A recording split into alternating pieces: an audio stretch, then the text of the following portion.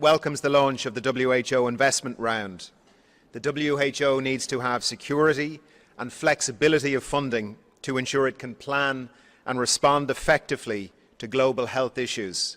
It is for this reason that Ireland will increase its contribution to the 2028-2029 levels, and we will do so from this year.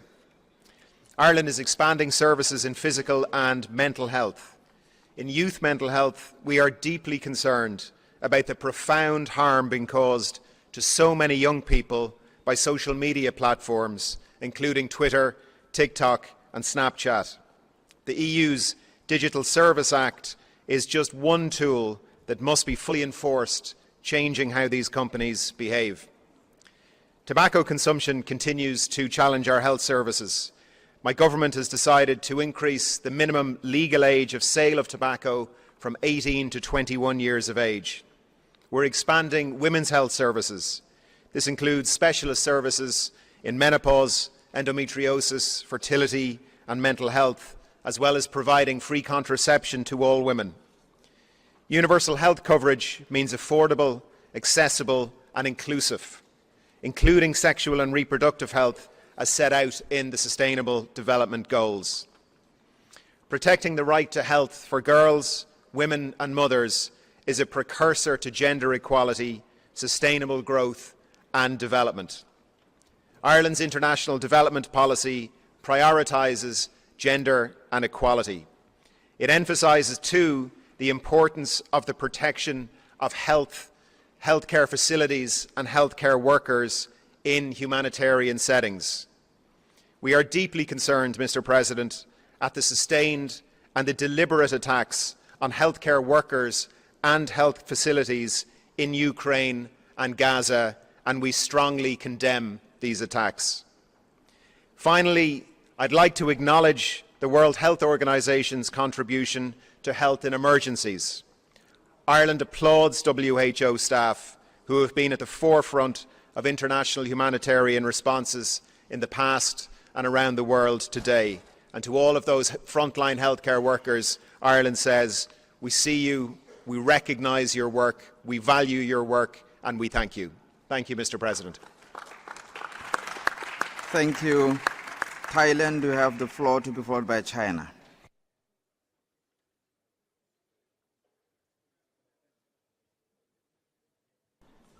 Mr. President, Mr. Director General, Excellencies, distinguished delegates. As was the case with other countries around the world, the recent global pandemic severely tested Thailand's public health system. But through our collective resolve and determination, we emerge even more robust and united in our mission to safeguard the health and well-being of our people. This moment calls for us to reflect on the critical issues facing WHO member states, especially our collective responsibility to ensure equitable health care and quality health for all. The concept of health for all is indeed a cornerstone of Thailand's public health identity. It is personified by Thailand's unwavering commitment to universal health coverage. We are humbled and proud that our nation has earned international acclaim for delivering comprehensive healthcare services without any financial burdens to our citizens. This highlights our fervent belief that health is a fundamental human right, deeply embedded in our nation's conscience. In today's world, public health is an integral part of the global agenda. As current chair of the Foreign Policy and Global Health Group, Thailand has worked to leverage the intersection of diplomacy and public health to advance global health equity.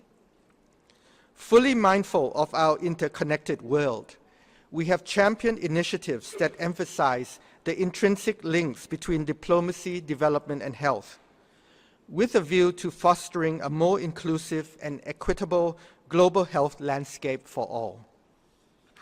Mr. President, distinguished delegates, we currently stand at a juncture where significant progress in public health has been made, and we must be grateful for this. Nevertheless, we remain aware of the formidable challenges that lie ahead. The need for collaboration, both within our borders and across international boundaries, is now more urgent and necessary than ever. We must therefore redouble our efforts to bridge existing gaps and ensure that the benefits of our progress are truly shared by all. Let us therefore join hands even more firmly from this day onwards to realize the ultimate goal of health for all. Guided by the spirit of solidarity, let us forge ahead together with renewed vigor towards a future where health equity is not just an aspiration, but a reality for everyone. I thank you, Mr. President. Thank you. China, you have the floor, to be followed by Brunei and Darussalam.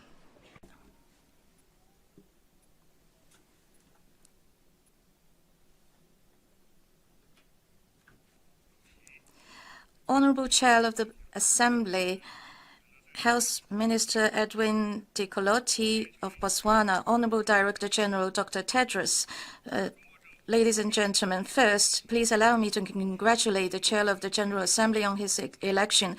China has always put the people first and continues to promote the Health China initiative. We have achieved a remarkable progress in this regard.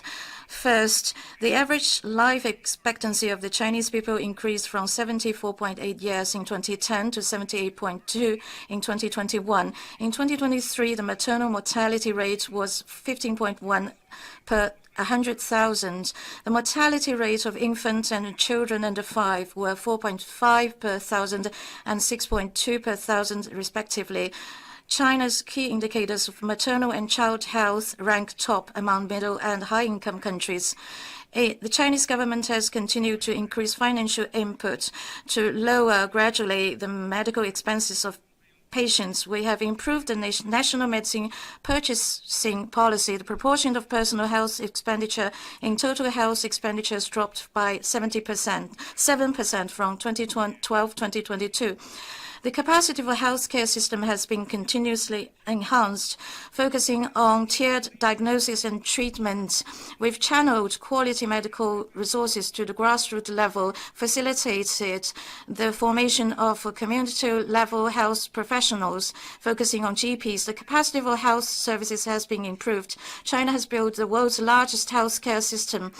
In 90% of cities and rural areas, people just need 15 minutes to reach nearest medical facility. Ladies and gentlemen, health is an important part of the 2030 Agenda for Sustainable Development. At present, progress in implementing the agenda has fallen far short of expectations. Countries must therefore join hands to promote quality health development. All for health is the prerequisite of health for all. China has long been committed to promoting global health.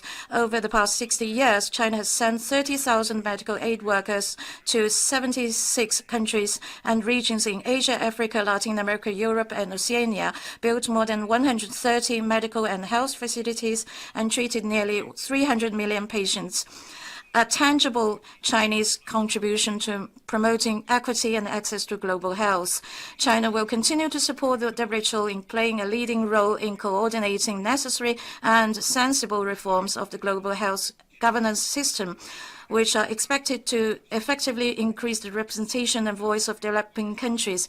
China is ready to strengthen cooperation with the international community, implement the 3 major initiatives on global development, security, and civilization, and promote the building of a community of shared human health.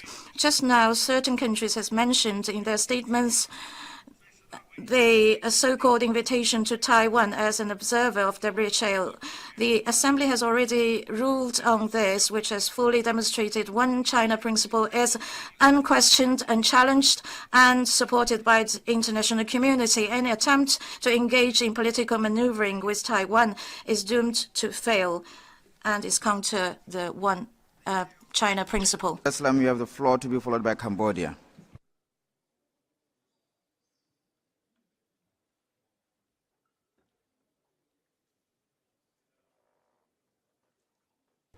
Bismillah ar-Rahman ar-Rahim. Assalamu alaikum wa rahmatullahi wa barakatuh, and a very good morning. Mr. President, Director General, ladies and gentlemen. This year's theme, All for Health and Health for All, is an opportunity to review and identify ways to strengthen global action to reach this ambition. The discussion on the 14th General Programme of Work at this Assembly should strengthen our shared commitment. As we consider the GPW, allow me to share 3 reflections. First, health for all begins at home. As Member States, we bear primary responsibility for the health and well-being of our people.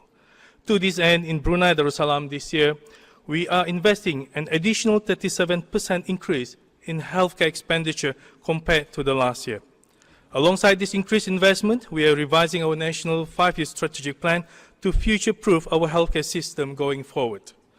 To ensure healthcare sustainability, our strategic plan will build on our successes in primary healthcare, particularly in our near universal health coverage, by shifting our focus from acute and episodic care to address care continuity, early disease detection, and patient empowerment. Digital tools, including our national medical health app, Brew Health, will allow new models of care and pilot innovative approaches to managing minor illnesses, freeing up clinician time and reorienting our systems from activity-based to value-based care. Our strategic plan will also leverage on advances in health sciences and evidence. The new Brunei Center for Disease Control and Prevention, established in October last year, will play an important role as a first step in our journey to better integrate health intelligence and data analytics to drive policy formulation and program delivery. We are not there yet, but we are building the road to get there. Second, Health for All reflects our shared responsibility as Member States to each other. Over the last 2 years, negotiators from Brunei Darussalam have been working with others on a new pandemic agreement and amendments to the existing IHR. As a small country, strengthening the global health security architecture is vital to our national interests and our first line of defense in facing future public health emergencies. The next pandemic will not respect any human timetable, and the world needs this pandemic agreement without delay. But the world also needs the right kind of agreement. There is little point in our efforts merely preserve the status quo and does not result in material change to communities. We have and will continue to be flexible. Finally, to this end, if health for all is to have any significance, we should mean health even to those in humanitarian emergencies. We regret the ongoing situation in Gaza and the occupied Palestinian territories, resulting in the deaths and injury of thousands, including healthcare workers and more than 100 UN and WHO staff. We note the resolution adopted by the WHO Executive Board, and we highlight our concern at the deteriorating situation in hospitals and other healthcare facilities. In context, health for all must mean the immediate, sustained, and unimpeded passage of humanitarian relief in Gaza Strip. We urge all parties to fulfill the obligation. Please conclude the statement. Thank you.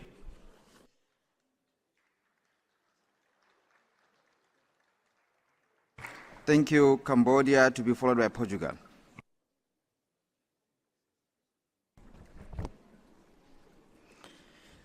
Monsieur le Président, Mr. President, Director General, dear colleagues, I am honoured to participate in the World Health Assembly to share the voice of my compatriots, health professionals and patients.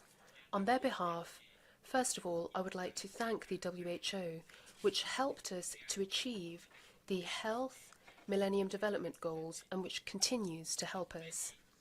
Our country is facing a multitude of cross-cutting health challenges, which requires a strong increase in resources at a time when instability and conflicts across the world make access to resources more difficult.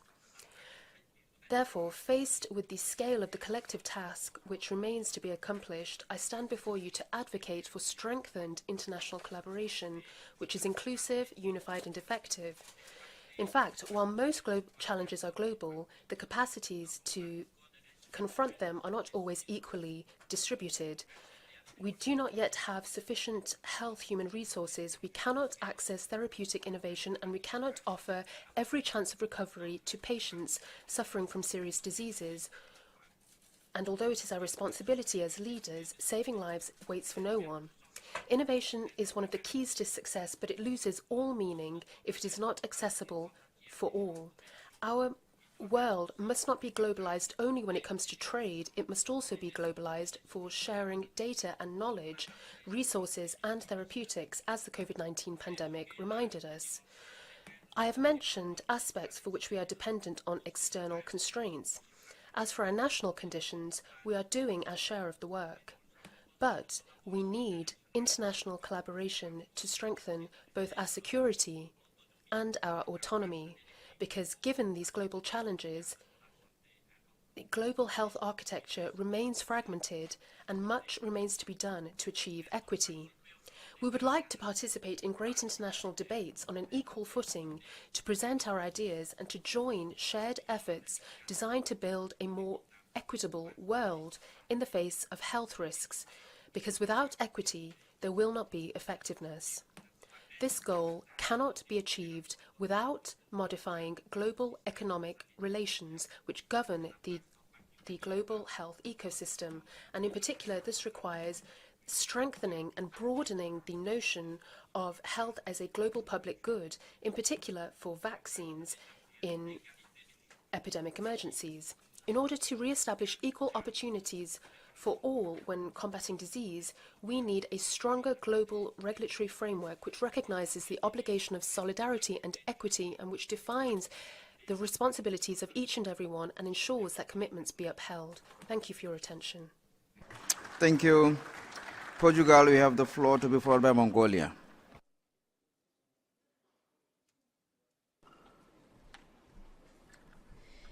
President of the World Health Assembly, Director General, distinguished colleagues, ladies and gentlemen. I'm honored to address this Assembly on behalf of Portugal. We align with the previous statement by the European Union. We gather under the theme All for Health, Health for All, highlight our commitment to universal well-being.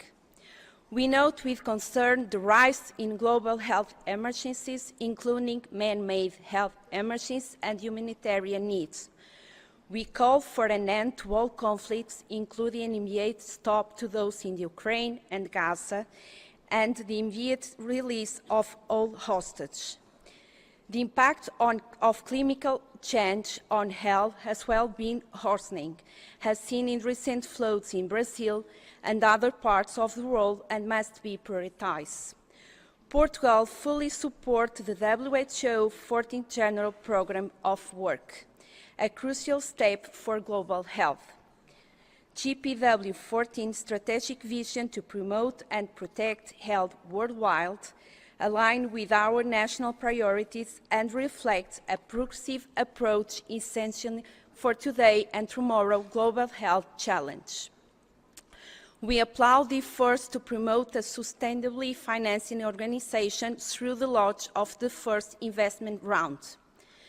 Portugal reaffirmed its commitment to pandemic prevention. Preparedness and response are aligned with the innovation approach proposed by the Director General, such as the Universal Health and Preparedness Review, of which we are a pilot country. The WHO Academy will also play an important role in promoting global technical capacity, ensuring that all countries are better prepared for and capable for responding to future pandemics effectively and equitably is a moral imperative. Portugal stands ready to contribute constructively to this effort, prioritizing global solidarity and cooperation. We must future-proof our health system for the generation to come.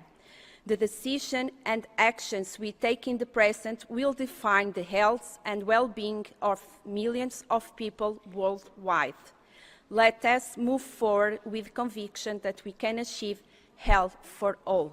Thank you.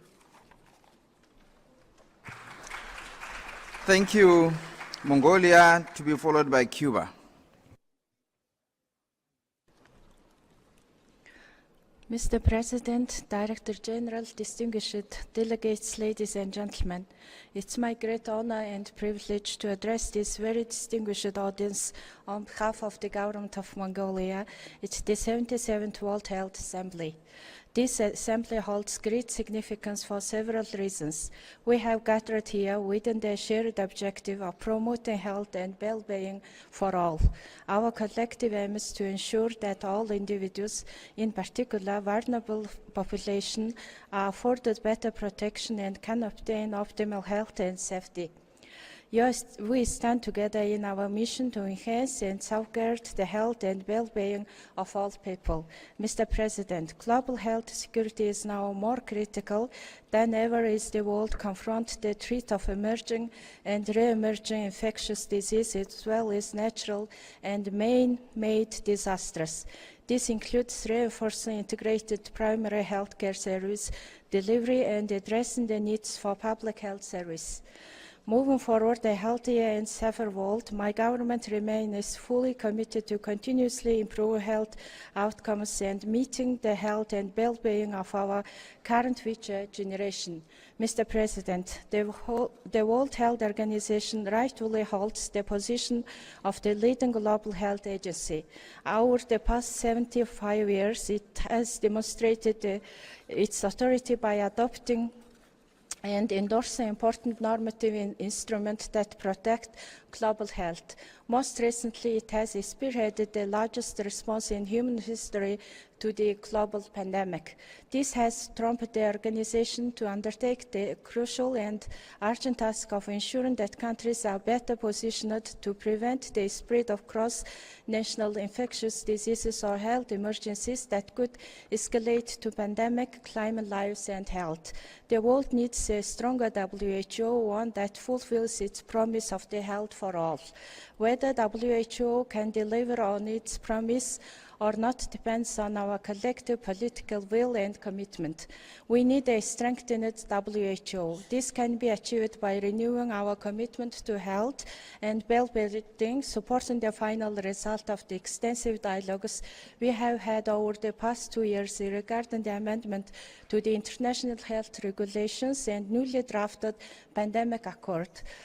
We must utilize this lesson from the COVID-19 pandemic as a catalyst for improving and seizing the moment to renew our commitment so that our future generations are better prepared and protected. In conclusion, Mongolia urges the member state to seize a decisive moment for the important agenda set in this Assembly's work, ensuring that we have a stronger WHO that can deliver meaningful results and play a truly legitimate leading role in global health and security through committed funding and improved coordination mechanism. I thank you.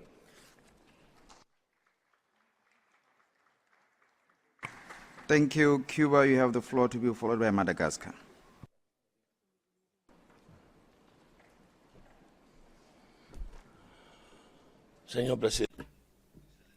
Thank you, President, Your Excellencies. We are faced by a great many challenges, and that's why All for Health, Health for All is a call for action, for greater unity and greater hope to our peoples. In an increasingly interconnected world, the WHO's agenda for 2030 and the One Health approach show that we need to work together in order to deal with all of these global health challenges.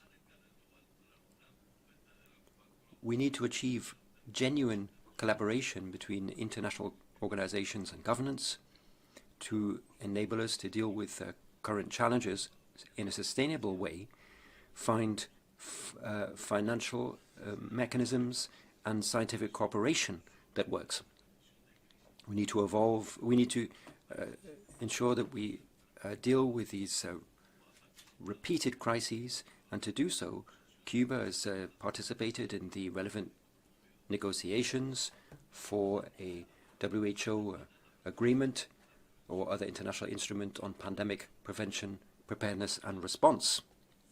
Your Excellencies, the national health system in Cuba is integrated, comprehensive and intersectoral. It's a key pillar of our state's social policy, guaranteeing free healthcare to all of our people. Through solid primary healthcare and community health structures, we are in a better position to improve health indicators for our people and share knowledge and experience with others around the world. It's good practice that we continue to encourage through the principles of solidarity and generosity.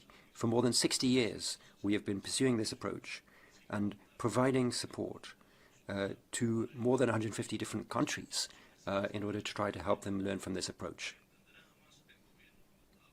We don't understand the approach of the United States government, which has been pursuing this economic and financial blockade on my country, preventing us from improving our national health system further. We condemn the health situation in Gaza. There is no excuse for destroying healthcare infrastructure and attacking humanitarian workers and health workers who are just there to try to protect civilians who are innocent in this context.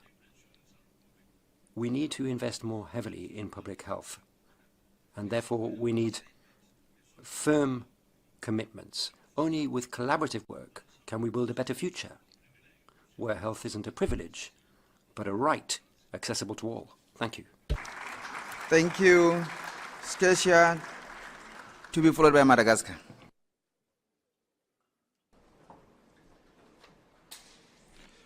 President, Director General, distinguished delegates, ladies and gentlemen, the Czech Republic aligns itself with the statement delivered by Belgium on behalf of the European Union and its member states.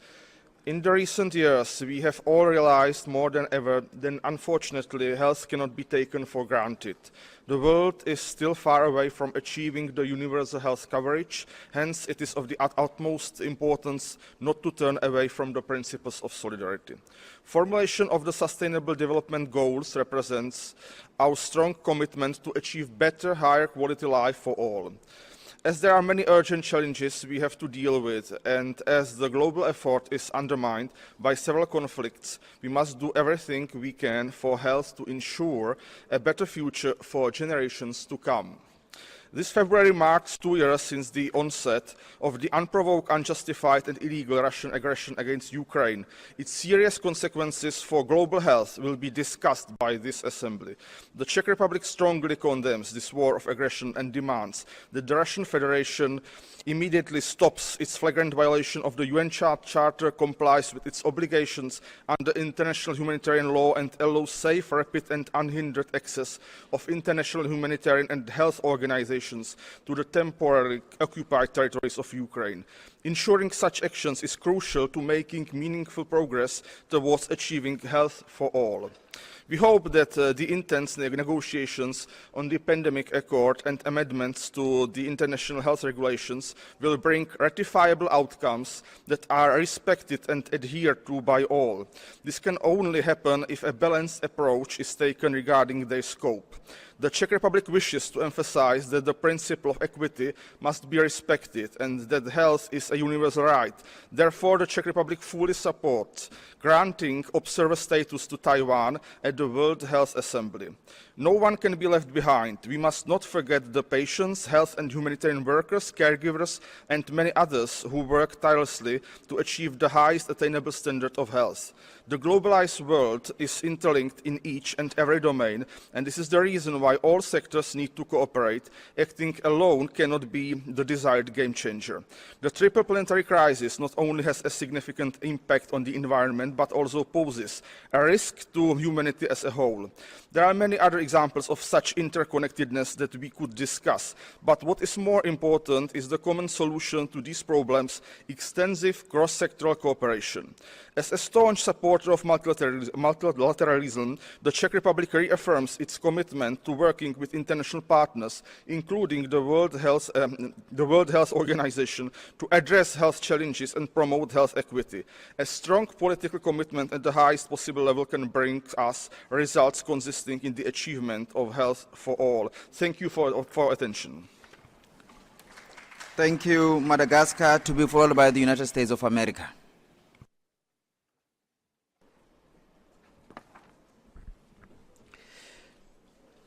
Monsieur le Président, President, Director General, distinguished guests, this 77th World Health Assembly has the topic, A World for Health, Health for All. And this is an important theme for Madagascar because President of our country has made human capital one of the 3 pillars of its general policy. And this is why we have public health programs which enable us to ensure equitable access of our citizens to quality healthcare and to strengthen our healthcare system. And this strategy is implemented in our country. In line with WHO priorities, we are emphasizing prevention, in particular in family planning, and to eliminate avoidable diseases through vaccines, in particular polio, while focusing on children and reducing maternal and infant mortality, as well as on combating HIV. The increase in health facilities and the progressive modernization of equipment and public training aims to improve our healthcare provision, including for remote regions, and we have strategies of mobile equipment and open door policies in hospitals. We want to ensure the best healthcare possible for our population. Our partners participate in the implementation of such strategies, which has enabled us to provide quality health care for more than 1 million people in just 2023. The One Health approach, which is focused on multi-sectorality, will ensure that we have a greater achievements. And we are looking for effective inclusivity. In terms of universal health coverage, a number of strategies are being implemented in pilot areas in order to establish the best strategies for financing healthcare, to which we will all adhere. A lot remains to be done, and we must continue to invest in our healthcare systems in order to strengthen our partnerships and to work more towards equity in healthcare and to promote health. And this is really an honor, and it will enable every individual to live a healthy life, but also to have a world where everybody is a healthcare stakeholder at a global and national level. And in terms of the new instrument, the new pandemic agreement, Madagascar aligns with the African region with regard to equity, because equity is a crucial issue following the experiences of the COVID-19 pandemic. We must ensure South-South and North-South cooperation, and this experience is important to make this goal tangible. And we need to ensure this cooperation to ensure success for everybody involved. Thank you. Thank you. United States of America, to be followed by Bolivia.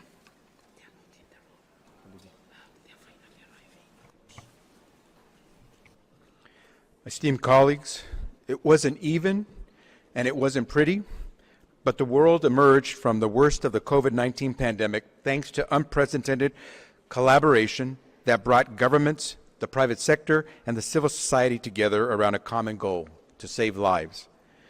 But the further we get from the pandemic, the more memories fade. And as we forget, urgency dissipates. Unprecedented collaboration will be needed again if we are to prevent, detect, contain, and respond quickly to the many common threats that we face. We shouldn't wait for the worst case to descend. We should use our time, here, now, after 2 years, to take the meaningful steps that we know we must. Let's capture the significant progress achieved over the past 2 years and finalize the proposed amendments to the IHR this week. Those amendments, especially the tiered alert system, will immediately make a difference in improving global preparedness. Finalizing the IHRs will build confidence in our ability to work together and set the stage for a more constructive future on pandemic response. And we can prove that the world is ready to respond in extraordinary ways to extraordinary events that threaten global health. Global health encompasses so much more than what a thermometer or a scale can measure. We must recognize the value of a world that is equitable and inclusive, the necessity of advancing sexual and reproductive health and rights for all, and the importance of including the voices of women, minorities, and LGBTQIA+ populations into decision-making. We also know that the health and security of each nation is irrevocably connected to the health and security of people everywhere. That is why we continue to strongly support the meaningful participation of Taiwan at the World Health Assembly and in the WHO's work more broadly. That is why we continue to say we cannot allow Russia's war in Ukraine to continue or the suffering and death to spread further, and why the international community, including the United States, will continue to stand with the people of Ukraine. And that is why the tragic, avoidable loss of life and cycle of destruction and dislocation between Israel and Palestine must stop immediately. We need a ceasefire agreement that leads to the release of hostages, a surge in humanitarian assistance into Gaza, and the road to a two-state solution. Palestinians and Israelis deserve to live safely, with dignity, and in peace. And that's why President Biden is fully committed to the WHO and the ongoing work of this body, including reforms that will make the WHO even stronger and a new general program of work that advances health equity. Health and threats against global health have an outsized influence on broader political and economic interests. There is no stability without health. There is no security without health. Our nations cannot be strong unless they are healthy. Esteemed colleagues, there is never a wrong moment to strike a good deal for humanity and health, but moments are fleeting. Let us not forget the magnitude of this moment. Thank you. Bolivia, to be followed by Qatar.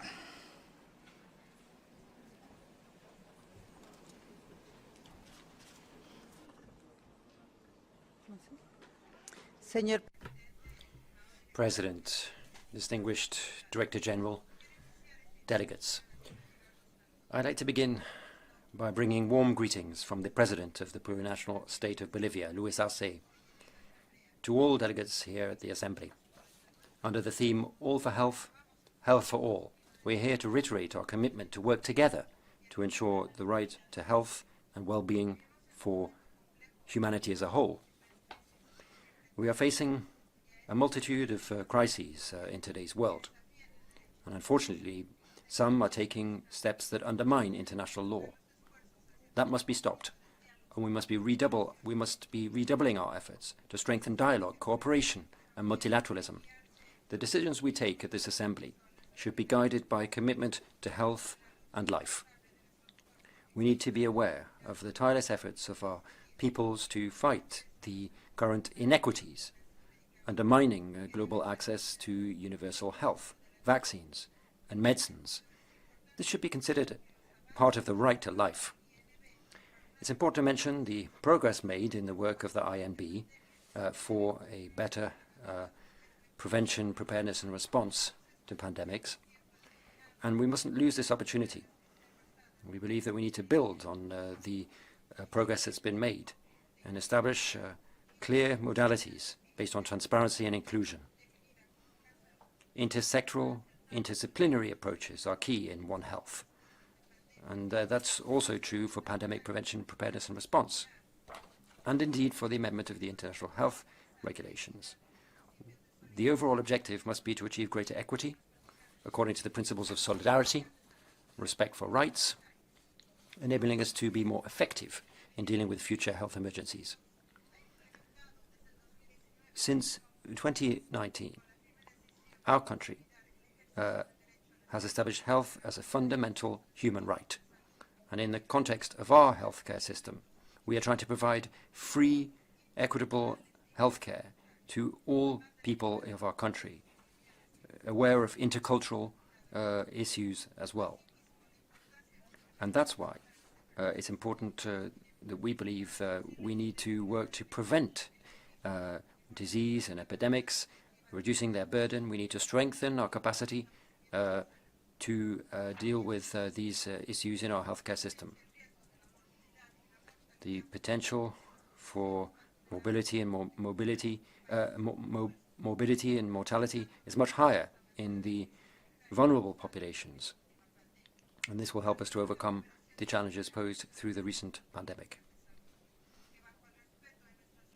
Under respect for sovereignty, we need to also exchange best practices and explore ways of strengthening capacities and enabling technology transfer, a key aspect for our countries. Finally, President, I must also reiterate to the Palestinian people our support and solidarity in the view of the terrible crimes and human rights abuses committed by Israel as an occupying power, and the international community mustn't allow this to happen with impunity. Thank you. Qatar to be followed by Ecuador.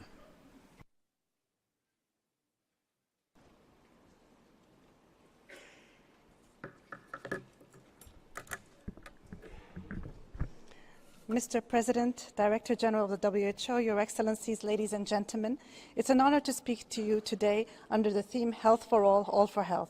I want to express our deep appreciation and support for the WHO General Programme of Works 14. The principles and priorities outlined in the GP14 are crucial as we work towards the shared goal of ensuring health and well-being for all people. Qatar, under the wise leadership of His Highness Sheikh Tamim bin Hamad Al Thani, Emir of the State of Qatar, and guided by the Qatar National Vision 2030, has continued to strengthen its robust healthcare system centered around comprehensive universal health coverage for all members of society. To this end, we are proud to announce that we shall be shortly launching our Qatar National Health Strategy 2023-2030 to support the realization of the Qatar Third National Development Strategy 2023-2030, and in alignment with the WHO GP 13 and 14. Qatar is proud of the support and co-sponsorship from several countries for our proposed resolution on strengthening health and well-being through sports events. This initiative, which builds on our successful experience hosting the FIFA World Cup 2022, promotes an innovative whole-of-government, whole-of-society approach to protect and enhance health. We're also pleased to continue our contribution to the International Public Health Dialogue at the World Innovation Summit for Health, WISH 2023, to be held on the 13th and 14th November. Your Excellencies, the State of Qatar highly considers the international cooperation and solidarity in helping countries, people, and communities suffering from humanitarian crises.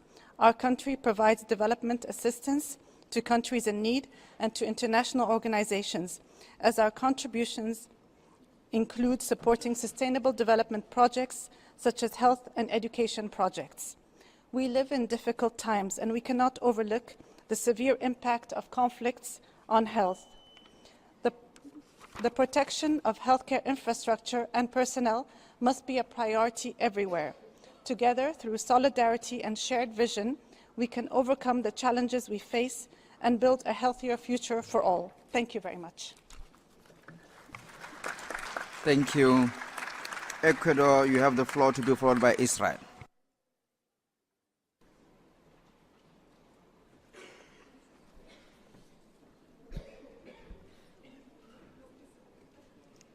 Señor Presidente.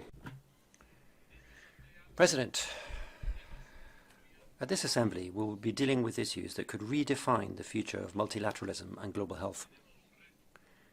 We are facing a major challenge, but also a historic opportunity to improve international cooperation, particularly through the launch of the WHO investment round, and to consolidate health at the global level. Universal health coverage and access to healthcare are essential to achieve the 2030 SDGs. However, there are gaps in coverage, quality and access, particularly for the most vulnerable. Ecuador is fully committed to strengthening our healthcare system in order to try to achieve these objectives. And we have shown this commitment at the multilateral level. We would like to see a change in healthcare systems to benefit the most vulnerable. Allow me to deal with 6 main issues that are fundamental for our country, Mr. President. The Treaty on Pandemic Prevention, Preparedness and Response is the key issue on our agenda, and the world expects. The COVID pandemic demonstrated inequalities between countries, some who produce medicines and others who don't, and had totally different consequences on health for developed and developing countries. Progress towards UHC has now stagnated following the COVID pandemic. Out-of-pocket and catastrophic health spending has also increased, as well as extreme and relative poverty. Gaps in universal health coverage are directly linked to inequality. The systematic use of macroeconomic indexes, such as the GDP or the level of income, high or medium income, means the countries are categorized, and that can impact the priority with which they receive support from international bodies, technical partners, and indeed investment for development and other global health actors. Investing in fighting neglected tropical diseases has also been a priority for Amazon countries, and we need further efforts to ensure investment in these neglected tropical diseases, which are treatable and controllable. We are following closely the discussion on the prevention and control of NCDs and the Immunization 2030 agenda, and putting an end to TB and antimicrobial resistance. Health and climate change are situations that require cross-cutting measures, and we stress a health approach in all policies that have direct or indirect effects related to climate change. Thank you, Chair. Thank you. Israel, we have the floor to be followed by Slovenia. Thank you. On October 7th, a war was forced upon us when Hamas terrorists infiltrated Israel, carrying out horrific massacre. Thousands of rockets have targeted Israel from several fronts. Our hearts are with the many, many hostages held in Gaza and the hundreds of thousands of displaced Israelis. Israel treated over 15,000 casualties from that day, many with long-term care needs. We have prepared our hospital for casualties, protected patients from missile attacks, reduced hospitalization, transfer wards underground, and opened new wards in converted parking garages. We identified and buried over 1,200 murdered victims at the same day. I took part in the effort, and I will never be the same. The Israeli people will bear the mental scars of October 7 for generations to come. Amidst these horror, Israel had employed a model of building resilience, combining therapeutic community work and emergency preparedness to deal with collective post-trauma. Israel will continue to expand the system. Israel medical teams consist of Muslims, Jews, Christians, and others working together to save lives. This sacred duty, our answer to the incomprehensible depravity we witnessed. Mr. President, Israel is in a war with Hamas. We do care deeply about suffering of the civilians in Gaza and work tirelessly to facilitate the delivery of medical care and humanitarian aid to these in need. This civilian suffering is first and foremost the result of Hamas' brutal leadership and the systemic use of civilian population and civilian infrastructure, including hospitals, for military purposes. We would like to thank WHO European region for their support, certainly for Dr. Hans Kluge and his team, and the supporting of our mental health program for first responders. Mr. President, Israel attaches great importance to the inclusive participation in the WHO Assembly for the benefit of the global health and hope to find a way to enable it to happen. Regarding IHR and our pandemic instrument, Israel believes that these tools can improve cooperation, coordination, and solidarity. We must learn from the last pandemic, focusing on preparedness and prevention while respecting state sovereignty. We must understand that the challenge, including intellectual property, property rights, and innovation, we should and have to overburden the member states, but establish a realistic and efficient financial support system. We look forward to continue this important cooperation with all stakeholders. We would like also to offer our heartfelt condolences to Papua New Guinea for the horrific tragedy they have suffered last week. Thank you. Bye-bye. Thank you, dear President. Thank you. Slovenia, to be followed by Republic of Korea. Honorable Chair, Dr. Tedros, distinguished delegates, Slovenia aligns itself with the EU statement. I'm honored to address the 77th World Health Assembly at this critical period. The COVID-19 pandemic underscored the fragility of our health systems and the need for a decisive global response based on equity and solidarity. We must leverage this experience to build resilient health systems in our states and strengthen the global health architecture. Important progress was made in negotiating IHR amendments and pandemic agreement. Slovenia remains committed to engage so that both processes result in all of us being better protected. Climate change remains an existential threat to global health. Last year, my country experienced the worst natural disaster with devastating floods. This was one of many reminders that we can no longer delay concrete action, and I, as a Minister of Health, decided to contribute by decreasing carbon footprint of health system in my country. I count on the guidance of the WHO. We can also not postpone decisions in addressing the devastating health impacts of ongoing conflicts. Slovenia stands strong in condemning any aggression that is resulting in immense suffering of civilians, loss of life, and a severe humanitarian crisis. The deliberate targeting of civilians, attacks on health infrastructure, and violation of international law in this regard should be stopped immediately. Destruction of health system and blocking humanitarian aid has the most devastating effects on the vulnerable women and children, as we are witnessing in unprecedented levels in Gaza. Slovenia commands WHO to tirelessly provide support to affected populations, and you, Dr. Tedros, to speak up against such international law violations. We also thank WHO Euro and Dr. Kluge for mobilizing us to support the rebuilding and strengthening of Ukrainian healthcare system. The theme this year is All for Health, Health for All. Slovenia understands this literally and advocates for social participation to become an integral part of our efforts to ensure health for everyone. Based on our experiences, we know that engaging communities and civil society in health policy cycle fosters trust, enhances compliance with proposed measures, and empowers communities and individuals to take ownership of their own health.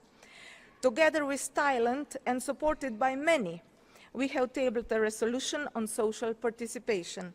The aim is to innovate and exchange good practices in social participation, and as a result proceed faster with achieving UHC goals. I count on your support. Thank you. Thank you. Republic of Korea, to be followed by Uzbekistan.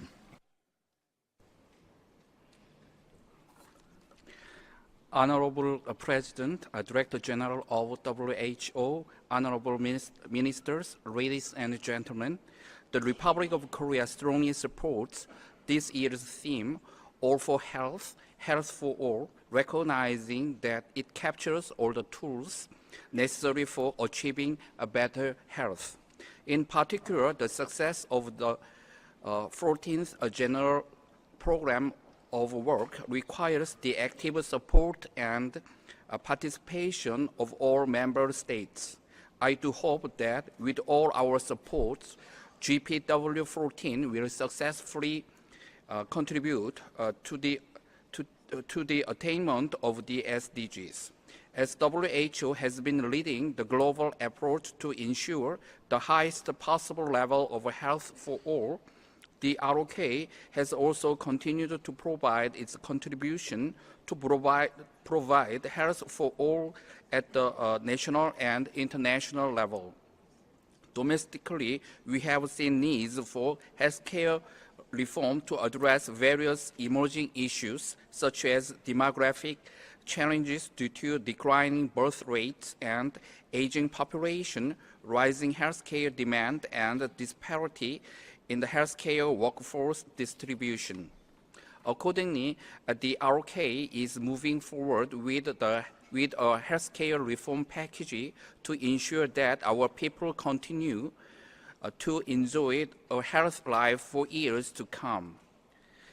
Internationally, the ROK will continue to cooperate with the international health community, including WHO. We will continue supporting capacity building for developing countries through the Global Training Hub for Biomanufacturing. In November, we will host the third World Bio Summit, once again bring global leaders together to discuss current healthcare issues. As WHO strives to further its work in other regions in the coming years, the ROK remains committed to its cause and calls on all member states to join in and provide the necessary support. Thank you.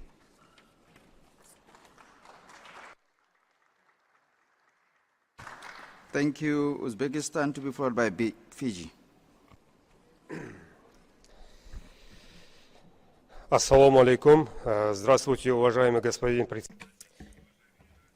Distinguished President, Director General, ladies and gentlemen, it is a great honor for me to speak from this tribune on behalf of the delegation of Uzbekistan and to welcome all participants to this important event. The topic is health for all and all for health. And this reflects what Uzbekistan is doing. In recent years, under the initiative of the President of Uzbekistan, we are achieving significant progress in improving our healthcare. We have introduced a broad range of reforms, including with regard to universal health coverage, and we are building new medical establishments and developing public and private partnership and ensuring access to medicines and also improving medical education and training of staff. We have created an entirely new system for providing technological specialized medical care. In the context of universal health coverage, we have totally changed the primary healthcare system on the basis of our new approaches, and this process is continuing. At the for the time being, we have assistance. We have for 37 million people in our country. We have 17,500 medical brigades which carry out checkups, and in this way, medicine is being brought to the population for preventive measures and to ensure the timely identification of diseases. Doctors who carry out their work in the most remote regions of our country receive additional salaries, and together with local municipalities, they receive housing. With a view to ensuring the early identification of non-infectious diseases and their risk factors, we are implementing screening programs for those with cardiological diseases and diabetes, particularly for those aged 40 and over, and also screening for breast cancer and cervical cancer for women over the age of 35. Last year, we adopted a strategy, and the main goal of this is to improve the life expectancy of those in our country. We're also looking to reduce rates of cancer and also maternal and infant mortality. We have developed a program to develop healthcare up to the year 2030. And in Tashkent, we are planning to hold a regional high-level meeting to achieve our goals through regional dialogue and in the region of Central Asia. And I invite all of you to participate in this. Thank you once again for your attention. Thank you. Fiji, you have the floor, to be followed by Tunisia. The President of the Assembly, Director General, Excellencies, I wish to commend the WHO on this year's theme, All for Health, Health for All, an inspired choice rooted in the right to health principle of the WHO Constitution. Mr. President, as individuals, we do not truly understand the value of health until it is lost. As member states, we did not truly understand the value of health until our lives were upended by the COVID-19 pandemic. We were reminded that true to the WHO Constitution, the health of all peoples is fundamental to the attainment of peace and security and is dependent upon the fullest cooperation of individuals and states. This insight drove us all to strive to do better the next time. With that goal, we, the member states of the WHO, decided to begin negotiations on a pandemic agreement and amendments to the international health regulations. Right now, we are not where we wanted to be when this process began over 2 years ago. We have moved on with life after COVID, and the world is forgetting the lessons of the pandemic, returning to business as usual. But another pandemic is a certainty, and we must continue the work we started to produce a pandemic agreement and amendments to the IHR centered on global solidarity and equity, with respecting national sovereignty for a world that is better prepared. Mr. President, Fiji faces a triple threat of infectious disease, non-communicable disease, and the effects of climate change. Fiji has alarmingly high rates of diabetes, cardiovascular disease, and kidney disease. NCDs contribute to 85% of all deaths and debilitate Fijians in our most productive age groups. Fiji attended the SEEDS Ministerial in Barbados, and we committed to the 2023 Bridgetown Declaration, focusing on addressing NCDs and mental health in SEEDS. Mr. President, Fiji has a rapidly growing HIV epidemic with the second highest rate of new HIV cases in the Asia-Pacific region. In 2023, we saw 71% increase in new HIV cases recorded and a doubling of HIV-related deaths. With illicit drugs abuse as a rising factor, Fiji's response is evolving. Mr. President, climate change is another great threat to human health that requires global action. As a SEEDS, Fiji's our health is affected by rising sea levels, adverse weather events, and changing patterns of climate-sensitive diseases. While health has had the less visibility in global climate change action, we are pleased to attend the inaugural Health Day at COP28, and we hope that health will become a permanent agenda item of the future COPs. Fiji is also pursuing a resolution on climate change and health, as well as strengthening health emergency preparedness for disasters resulting from natural hazards, and we will look forward to the support of member states. Mr. President, this Assembly will look forward to a spirit of global cooperation and solidarity for the protection of humanity for many generations to come. And I thank you, Mr. President. Thank you, Tunisia, to be followed by Russian Federation.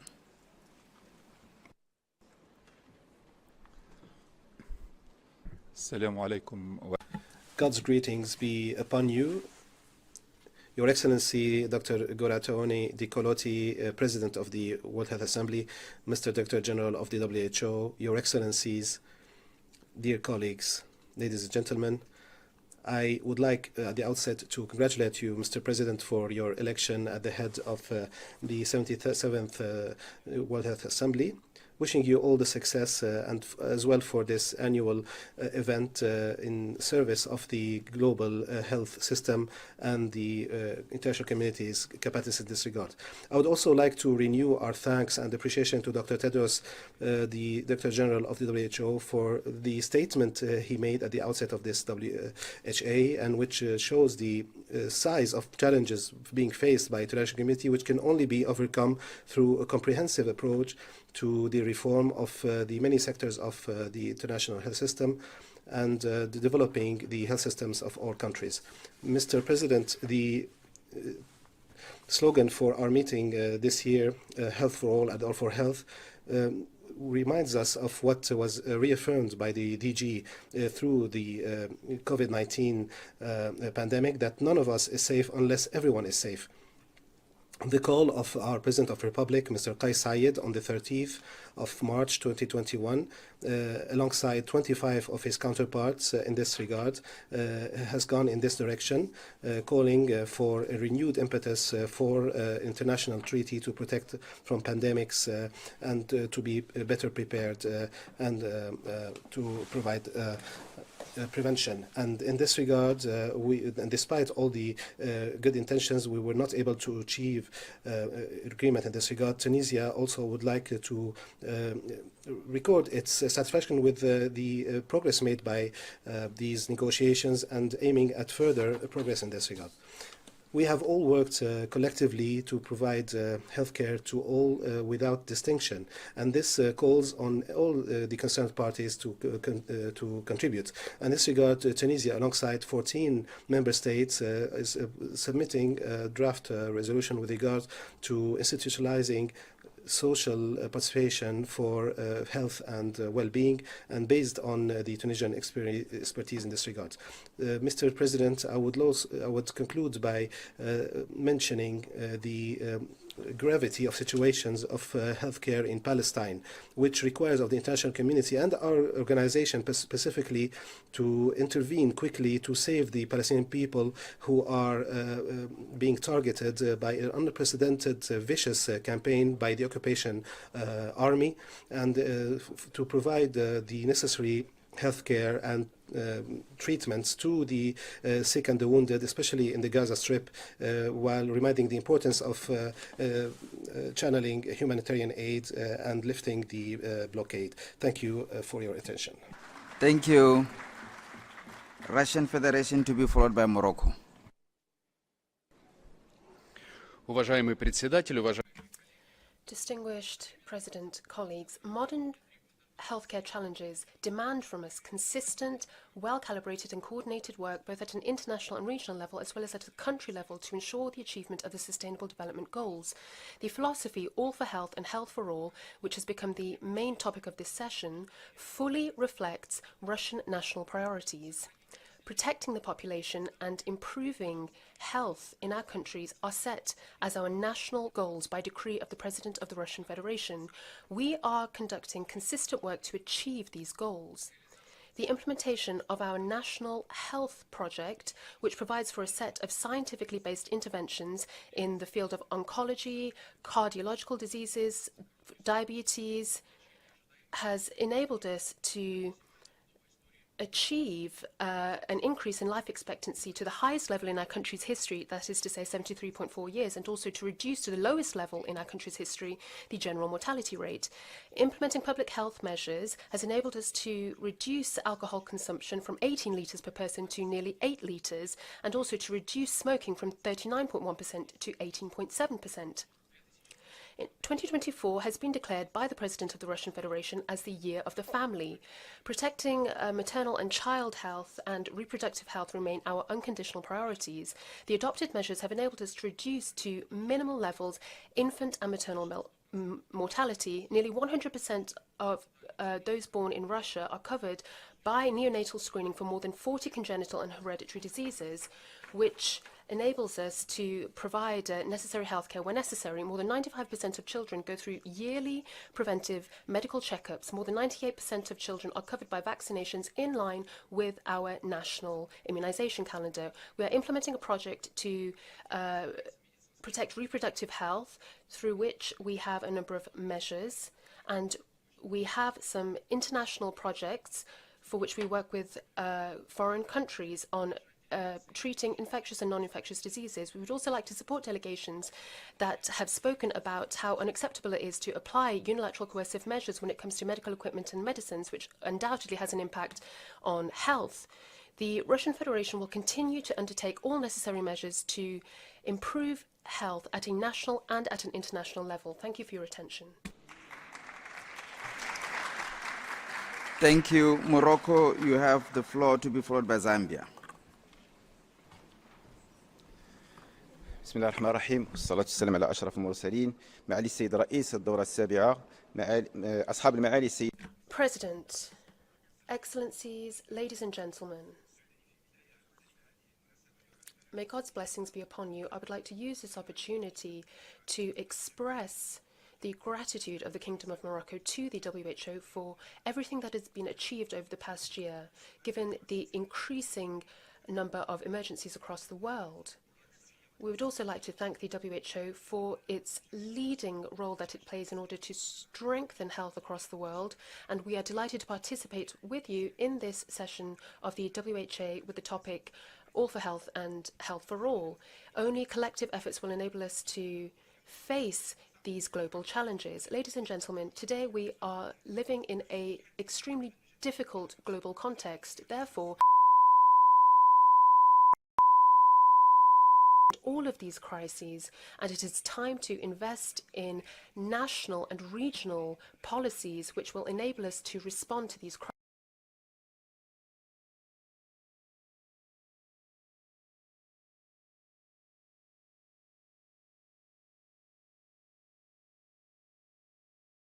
South, and to strengthen collaboration with neighbouring countries and across the entire African continent. We are here to reaffirm the need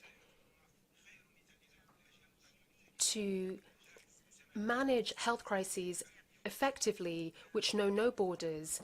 The COVID-19 pandemic demonstrated this. Morocco remains committed to its efforts, whether it be within the working group of amendments to the IHR or within the INB, which is responsible for achieving a pandemic agreement. We would call upon the international community today to bring an end to the terrible crisis that is taking place in Palestine. We ask the international community to protect civilians. This is an initiative that has already been undertaken by the Kingdom of Morocco. Morocco is undertaking all necessary efforts so that no one is left behind. Today, we would like to call on all stakeholders to also work to achieve the migration pact. There was a high-level meeting that took place in Morocco on this topic. Today, Morocco is working to achieve health security again upon the initiative of His Majesty the King. We appreciate in this regard all of the expertise, and we would like to gather experts within a multidisciplinary context, and the Kingdom of Morocco has also organized a meeting on road security, and in September we are going to convene a commission that will be responsible for studying social determinants in this regard. We are sure that the resolution of this assembly will have a positive impact on health across the world. Thank you. To be followed by Bangladesh.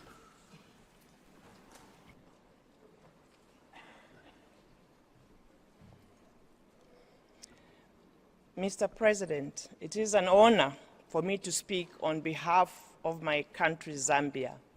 Zambia aligns itself with the statement delivered by Botswana on behalf of